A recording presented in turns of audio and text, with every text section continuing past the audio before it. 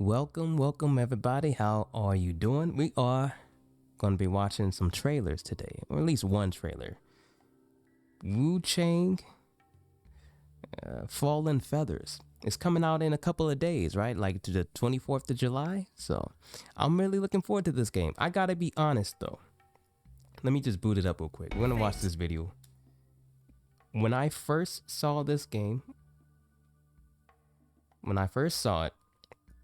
I was not impressed. Like when I first heard about this game I think it was about a year ago, maybe like 6-7 months ago. I saw the gameplay and I was like, that is not for me. I saw the gameplay was like very flashy, a lot of weapon strikes, and I was like, it just looks like I'm more of a methodical defensive type of player, so I wasn't really vibing with it. But I watched this video and it's got me singing a different tune. So let's just watch it one more time because I'm getting excited about it now. And damn it, it looks pretty good.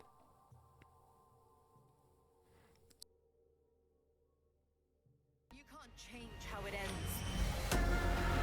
I'm not gonna lie to you folks, when I hear the word Souls-like, my eyes start to glaze over and I imagine the sweet release of death. It's the same way I feel when someone says Metroidvania or roguelike. There's nothing inherently wrong with Souls-like. HD. Likes Metroidvanias or roguelikes, for the record. There's just an awful lot of them. I love a good steak, but you can't eat filet mignon every day. Sometimes. Okay, let me just say I don't give a fuck about none of this right now. Let's get to the part where you're talking about the gameplay. Like, I know it's a good setup. Let's skip to the story. Let's skip to the weapons. Here we go. All right, please don't hit me with an ad. Does is make each of its weapons unique. Each one is different in very subtle ways. The great axe in my demo could block, but parrying was a technique that was essentially reserved for a longsword. Other weapons didn't have either ability, opting instead for attack skills to lay on the hurt. And you can't just fire off those skills any time, either. Using them, aside from block and parry, which you always have, provided you've equipped a weapon with them, takes charges, which you build by pulling. Okay.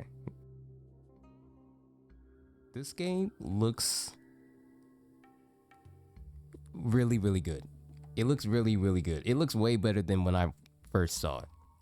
But also, more than it just looking good, it takes more than just good graphics for me to be interested in it.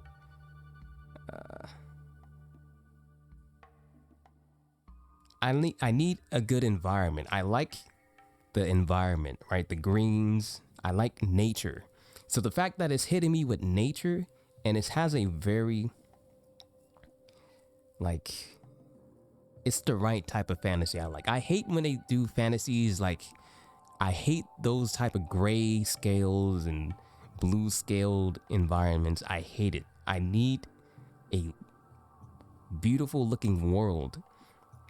It doesn't really need to be a beautiful looking character, but the fact that it is, it's just a bonus, But I like the fact that it's kind of like a countryside, and I really dig that. The countryside, but obviously in a foreign land from my perspective, Against bosses, and you shouldn't charge in blindly. But Wuchang is less about waiting for enemies to whiff an attack and punishing them, and more about forcing them to swing at you, building those charges, and then cashing in for big damage, either through weapon abilities, magic, or attacks that deal damage while switching to your other equipped weapons. It's a nice change of pace from traditional Souls-likes. So what he just said right there is less about making your opponent whiff and punishing, and more about basically forcing the situation to get your desired outcome, right? I don't know what the fuck that really means, because it sounds like he just said the same shit twice. I gotta be honest. Let's just rewind it back one more time, so see if I'm not tripping. And then cashing in for big damage. And more about. But Wuchang is less about waiting for enemies to whiff an attack and punishing them, and more about forcing them to swing at you, building those charges, and then cashing in for big damage. So it feels like he's saying the same thing. You instead of waiting for them to whiff, you force them to whiff. I'm not really getting it, but from what it sounds like is there's like a dodge mechanic, I guess, and or parrying. I guess I don't know. I had to play it first. I hope there's a demo. I doubt there will be a demo, but I hope there is one.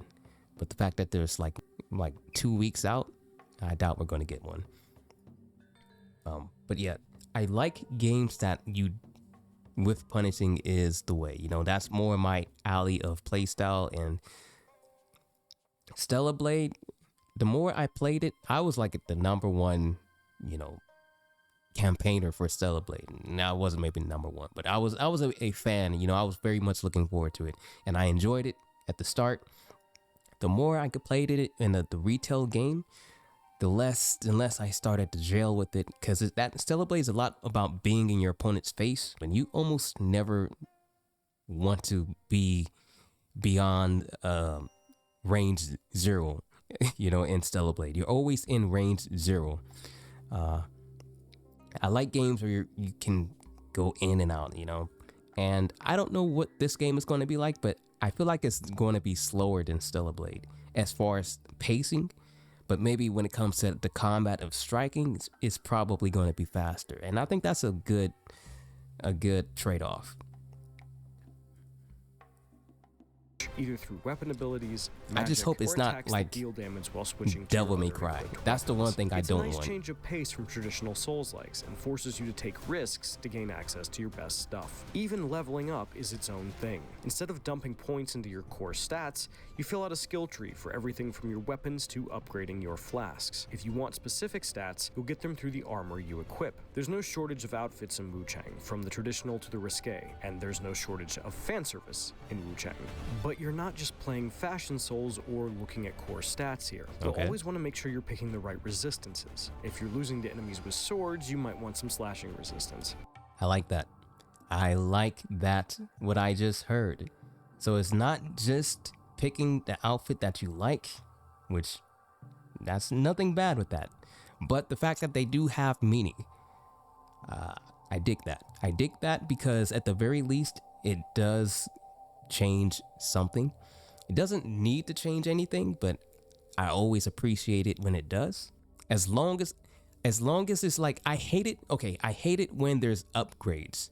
When there's a clear upgrade path and it's like, okay, well, this just straight out, flat out beats whatever this used to be. When it's just a straight up upgrade from top to bottom, that's when I start not liking it. When there's always a bit of a monkey's paw, like, okay, you get this, you get an increase of strength, but this one may have less agility than that one. When there's a clear trade-off, I dig it. I really love that. So I hope that's what this game is going to be offering. But, other than that, it's cool. I'm digging what I'm hearing. Getting smashed by a big hammer, bludgeoning resistance is the way to go. Magic got you down? Get some magic resistance in you. These choices matter, and I appreciate that your gear matters, even if I could have done without some of the fan service. Hold on, I know we all saw that though. Real quick. Let's rewind it real quick. Appreciate that your gear matters, even if... First of all, this outfit looks a lot like Katana. If I could have done from without MK9? No, the MK10. This looks like MK10 Katana. At least, obviously, I can't see the full outfit. But yeah. Damn, this area looks cool, man. This area looks cool. The fan service. There are still bonfires. Here, they're shrines, and resting at them, which in Wuchang is known as entering the dream, still respawns any enemies you've defeated. Even that, though, isn't necessarily safe. Can you jump in this game? The first time I entered the dream in my demo, I was attacked by a large bird-like boss. I lost the fight that followed, but when I went back to the dream, the boss wasn't there. I couldn't tell you what the deal with that was, but it was interesting, and I kept wondering when, or if, I would get another shot at him. I didn't. You didn't? Okay, so there's... at least up to him, in his experience, something triggered it, doesn't know. And I think that's pretty much, he talked about the bosses here and how the bosses were kind of cool, but it's nothing really that crazy. He said, right, bosses have variety, basically what he said. I don't want to spoil too much, and that's pretty much it. But to go back on this point real quick, because I know a lot of people got triggered on this. I read the comments and people was like, oh shit, here they go again. I think she looks cool. I think she looks really cool. And that's the difference for me. I think there's like an extreme towards like what Mortal Kombat. Mortal Kombat's my example for everything. If we were to go, let's go to Mortal Kombat real quick. I think we need to go to Mortal Kombat. Mortal Kombat's my example for hate as well as love. If we go to Mortal Kombat 9, they had some of the trashiest outfits ever. Just some of the trashiest outfits you could imagine. Like for everybody. For everybody. But the game was dope as fuck. But the outfits were just straight up just like, it was just straight up trashy. And for me, that's kind of why I didn't play some of these characters, because I wanted my characters to look cool. I think that there's a balance involved. I think there's a balance. And I think MK10 hit a lot of that balance. Bottom line is, I don't want the cool factor to be trade off for the sexiness factor. That's basically where I'm getting at. If the cool factor is the sacrifice, just so the character to have a bit more sex appeal, then I think it's a bad trade-off. But if they can keep both, it's like powering up to Super Saiyan grade 3. If you can manage to maintain the speed and the strength, the coolness and the appeal, then you have a winner. And so that is the one thing that I care about. And with Wuchang, I feel like it hits both. Yeah, to me, she just looks cool. Liza P. Liza P is a game that I never had any interest in. I gotta be real. I've never had any interest in Liza P. Never once. And it goes back to the environments. I don't like the environments. I don't know what game this is, but it's not the game I want to see. Which prioritize world building through Sekiro's Shadows Die Twice as sharp in action, culminating with Elden Ring and its new multiplayer spin-off, which coalesced their game, making skill into an open world. Studying their evolution, From Software iterated and improved on their core foundation, adding more to each pillar as they went on. Lindsay are more grounded in their early ambition. For their first title, they're opting to focus on two of Souls-like's three pillars, world design and combat depth, with narrative taking a sort of backseat until the studio finds the firmer foothold. They have a long-term plan to iterate on Souls-like's established pillars with each game they produce, to make them their own, but for now, Wuchang Fallen Feathers is richest in its world building and combat depth. Now, that's not to say that the game won't harbor an interesting story, no. Indeed, its backdrop set amongst the tumultuous decline of the ancient Ming Dynasty, a landscape imbued by folkloric fantasy suffocating under a supernatural feathering disease, an infected amnesiac player character fighting to halt her mutation whilst discovering who she is. It's all an intriguing setup which should yield a satisfactory tale. Furthermore, within Fallen Feathers' narrative setup arises interesting gameplay elements. The just mentioned mutation manifests as an inner demon the more our player character, the titular by Wuchang, kills, a vessel strengthening through her whilst gradually whittling down her resolve. Dying too many times releases the demon to physical form, with Man, this game really does look like a Souls game. Like, there's no debate that they're clearly going for that. And they state that several times. When you go to buy the game, they actually list Souls-like as a category. Souls-like is listed as a type of game that it is on the official site that you purchased the game. That's crazy. That is crazy respect. Crazy props. players then forced to return to where Wuchang was slain to defeat the demon and recover items lost. The mysterious feathering disease informs the identity of the game's combat systems. In practice, it's an affliction capable of unleashing immense power, but it's of course not without risk. The cost of wielding such power, unloading devastating attacks, chaining melee combos, spellcasting, versus the subsequent chance to be left vulnerable must be assessed and enacted on the fly. During Fallen Feathers' lightning-quick combat, these elements of tactical astuteness hint at stern tests, or that maybe there's a high skill ceiling to reach before feeling competent in battle. Hold on, what the fuck was that? Stern tests, or that maybe there's So he did some sort of teleport here. a high skill ceiling to reach. The fuck was that? Anyways. Before feeling competent in battle. However, all you'll need to master is the dodge, well, at least initially. Based on gameplay footage shared thus far, combat in Wuchang Fallen Feather seems to lean towards Sekiro-style precision, but with great emphasis on dodging here. Well-timed dodges grant Wuchang with avian power-ups, displayed via eye-catching neon feather wear on her arms, allowing her to whip out the most powerful form of her weapon techniques. Dodging gives you power-ups? Is that what I just heard? That is interesting. I hope he elaborates. This mechanic, contained within a system dubbed Skyborn Might, is divided into weapons-based skills tied to the specific weapon that she is wielding, and discipline-based skills, which are tied to the category of weapons that she holds. When Lindsay say they're focusing on Fallen Feather's combat depth, they really weren't wrong here. Battling in command of Wuchang is absolutely why we cannot wait to play Fallen Feathers, and you should be excited too, in all honesty. Oh, it's just a two-handed sword. Oh, it's the bane of my love. It's the bane of my love. A two-handed weapon. A two-handed swift weapon. Or it could be slow, it doesn't matter. Thank you. I hate it. One of my pet peeves is when a character is holding a big-ass weapon with one hand. That is like my biggest pet peeve.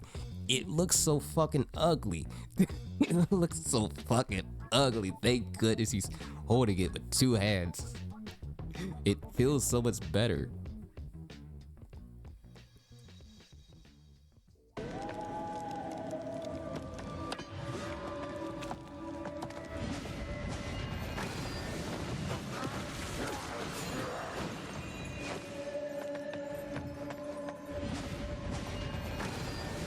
Got stuck? No, not anymore. The system can be iterated on as you progress. The basic light and heavy attacks, plus the ability to dual wield weapons, swiftly swapping between either as the situation demands, are present of course, but early on you'll realize that only certain weapon categories allow blocking. Light and heavy attacks. And they looked like they were very chunky attacks. So I appreciate that. I really appreciate that. Weapons dictate blocking. I know in the other video I probably skipped over it. They mentioned that certain weapons have parrying.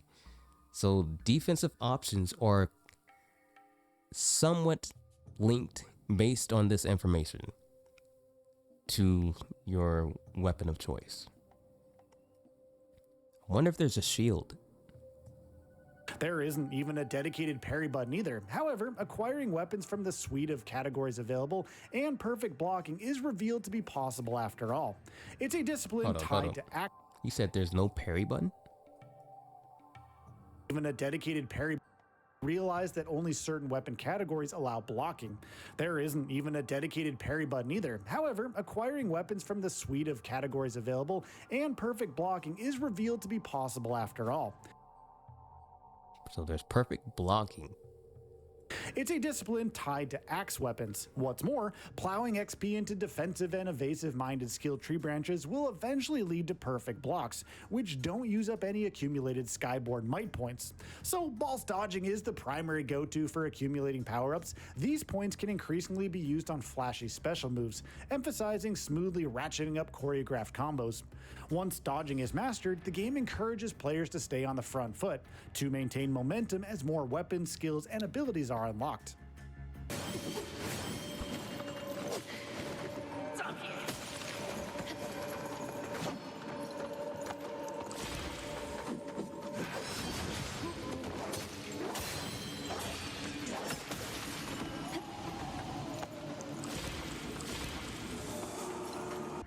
You can choose to raise. Son of a bitch! You fucking ad. I was getting into it. Okay, we're gonna rewind it. Whilst dodging is the primary. Okay, dodging. Okay, let me just observe this real quick. That white bar underneath the red bar, you probably can't see because the YouTube thing's in the way. Let's just put it down.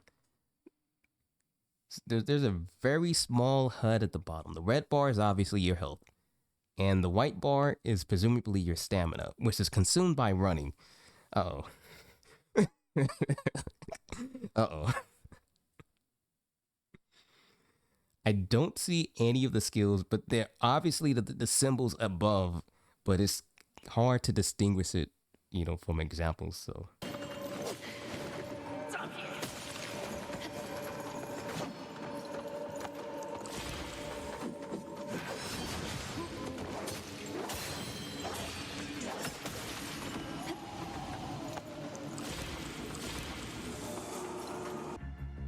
Once timing is learned, combat in Fallen Feathers becomes an increasingly empowering experience. Sensing progression as tangibly as this, in tandem with new maneuvers and capabilities as they're discovered, feels remarkably fresh in a space we've already stated as exponentially overcrowded.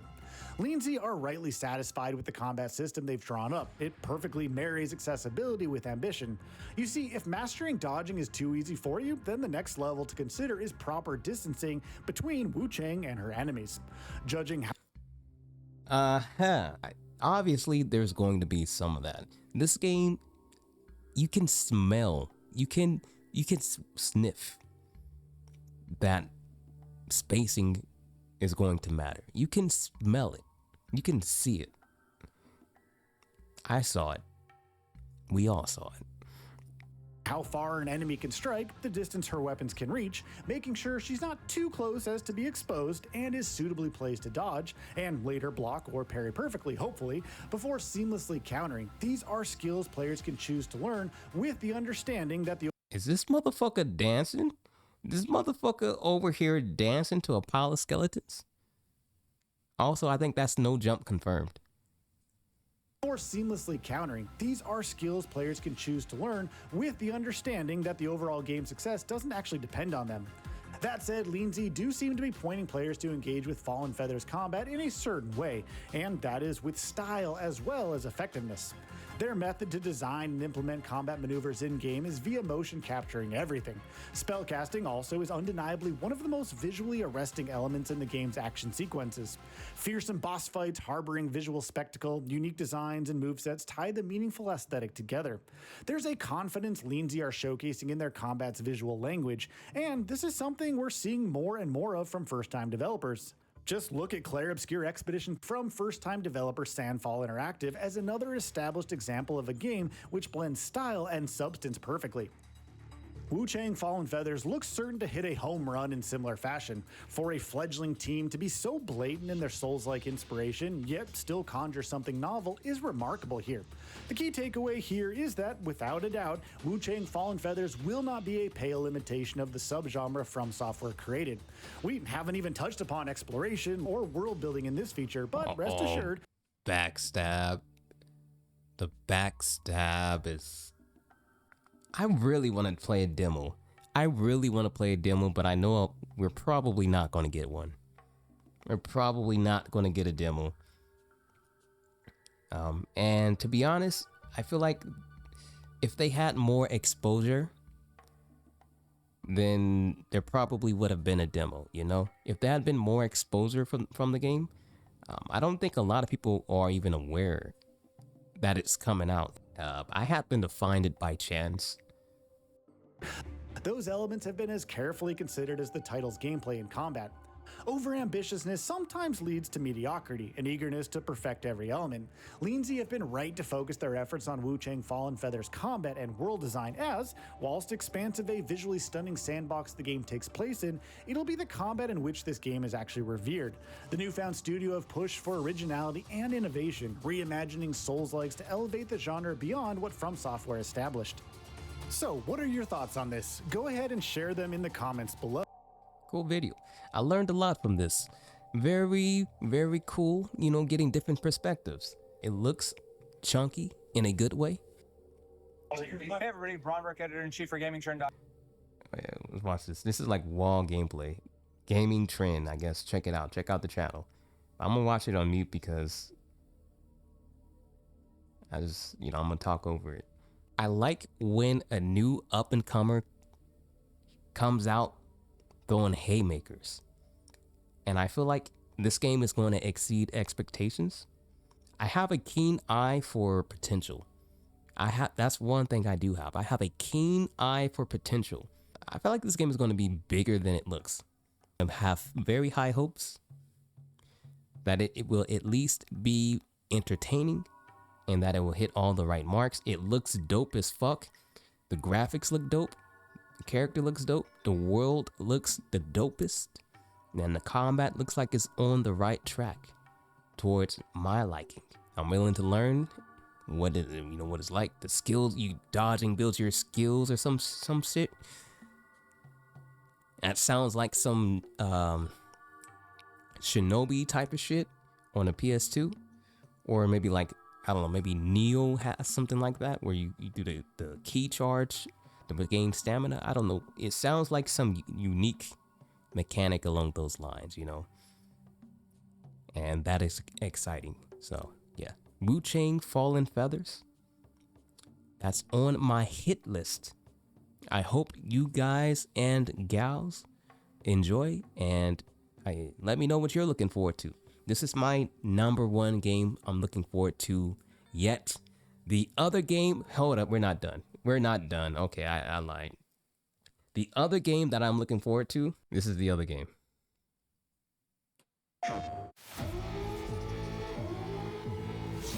自由のために戦う。さあ、お手並み拝見といこう。君のことは親友だと思っているが、やるしかないようだな。 This got me hyped as a mug.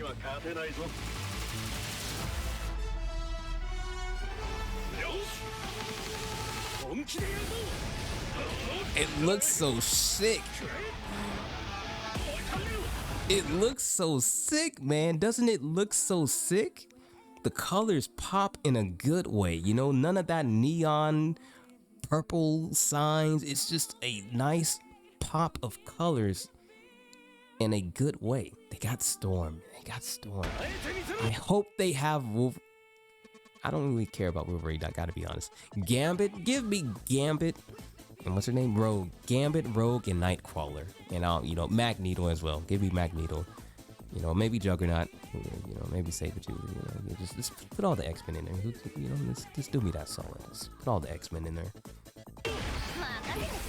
Jubilee, you know it. Green Goblin.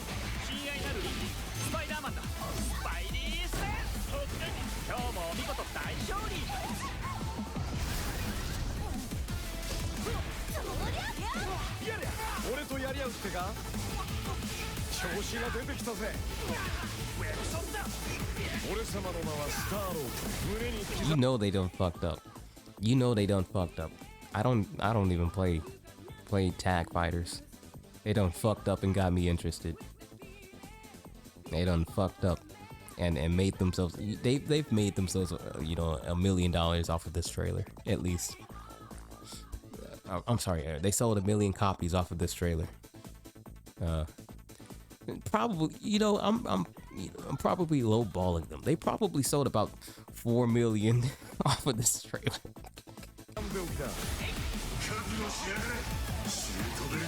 We haven't even seen the HUD yet.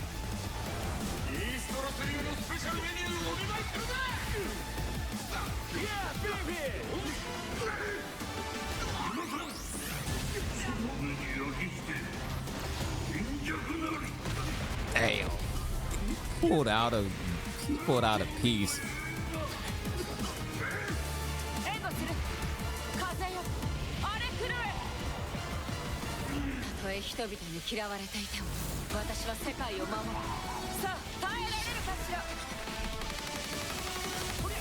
Dude just shot a gun at a guy with a flaming head.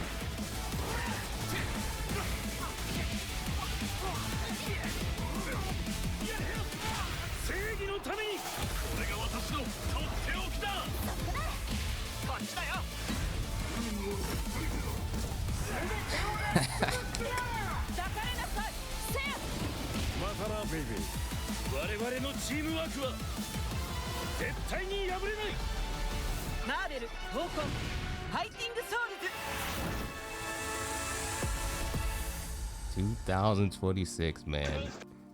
I fucking don't even play tag team games. And I am excited. I'm about to go fucking buy MBC1 or some shit. I've played Marvel vs. Capcom 2 more than anything, but not really anything like sufficient enough. My only experience playing Marvel vs. Capcom 2 is I would always go to like pizza joints, and while I'd be waiting for my pizza to get done, I just, they always have arcade cabinets, and MVC2 would always be one of the games they got back there. So I just pop in, just mess around a bit there. I wasn't good at all, didn't even know what I was doing. That's pretty much my only experience with it. And, I can't say that I don't have any feelings towards it, because I don't have my control of choice. And so it's like, for me, it's like, I can't play on arcade sticks. I can't do it. It's like typing on a keyboard upside down for me. But yeah, I'm willing to learn. If the game is fresh, I'm willing to take the time out. The team thing is like, they said like there's speculation about the health bars being shared or mixed. Who knows as of yet. I'm interested to learn everything about it, and I hope it is as hype as this trailer. It already looks better than any other fighting game. Right? Street Fighter 6 is out here playing not to lose. It's going to lose its spot as the #1 fighting game. It has the lead. It already has the lead, but it's playing not to lose instead of playing to win. So it's going to get passed up at this rate. As long as they keep playing it safe, SF6 is going to get passed up, and it's going to get left in the dust if they don't start making some changes. Some people were playing Street Fighter 6 in like 2022, right? Like when the first betas were happening, even before the betas, like it's about 3 years. It's 3 to 4 years already. I'm gonna say 4 years we've been playing Street Fighter 6 already. And the game has hardly changed at all. Street Fighter 6, I think, is in a place where it doesn't need any balance adjustments. Street Fighter 6 does not need balance adjustments per se. And while they can be useful, I'm sure it will always be welcomed. But it's in a spot where that is not enough. It's not enough to change the frame data on this move or in that move or the hurt box here or there. It's not enough. I personally don't like the super meters. I don't like the having 3 supers at your disposal. It was cool at first, but I think it pigeonholes a lot of characters, and it makes a lot of people play the same way. Personally, that's my opinion. I think that the characters having access to all 3 of their supers makes everybody play the character identically. And if they were to have to select supers, then we'll see different playstyles with the same character. But that's just me. I would like to see some new mechanics or adjustments to the mechanics, right? That is something that the game needs more than anything. A new mechanic and or adjustments to the mechanics. Something that invites more skill. At the core of each adjustment that they make, that they should make, should be skill. A new area to make mistakes and a large area of skill to build upon. And however they decide to do that, yeah, I don't know, but they need to do something to, that I'm just saying, I think that is what it's going to take to rebuild the interest. Not that the game is going anywhere anytime soon, but when Marvel Token comes out, when the news starts coming out about it, when people start playing it and it turns out to be as good as it looks, I'm just saying, the hype is going to be a paradigm shift. And Street Fighter 6 is playing not to lose, and by this point people expect it to have like a parry evolution within the mechanics People expected there to be something sick to get outside of the norm, but where we are at right now is people are still doing the same things that they were doing during the first beta test. People are still doing the same thing. The meta has hardly changed. It has hardly changed, and I think everybody's sick and tired of it. Everybody is sick and tired of drive rush, and everybody is sick and tired of throw loops. If throw loops is the only way to provide a mix-up and balance to the game, then it's a problem. That is a problem. It seems like they don't want to change because to them it's worked. And I think that's going to be where SF6 ultimately dies out. I think if it sticks to this course, it's ultimately going to die out. The characters will take it, you'll give them a new breath of life. But I'm telling you, once they pull that Sakura card, which I didn't even know she was that popular, but once they pull that,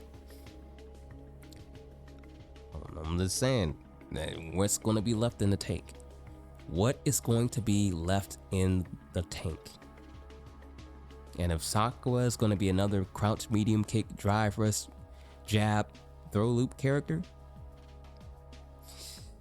and on the other side of the coin, we got Wolverine out here ordering a triple double stack into Cyclops laser beams, and then and a motherfucking Professor X pulls up in a wheelchair and starts spinning. Hey, somebody throw the flag, call the game, call it off. I hope Street Fighter 6 changes. I hope it makes some changes in there, because defense is an afterthought in that game. Defense is an afterthought in Street Fighter 6, and that is such a pain.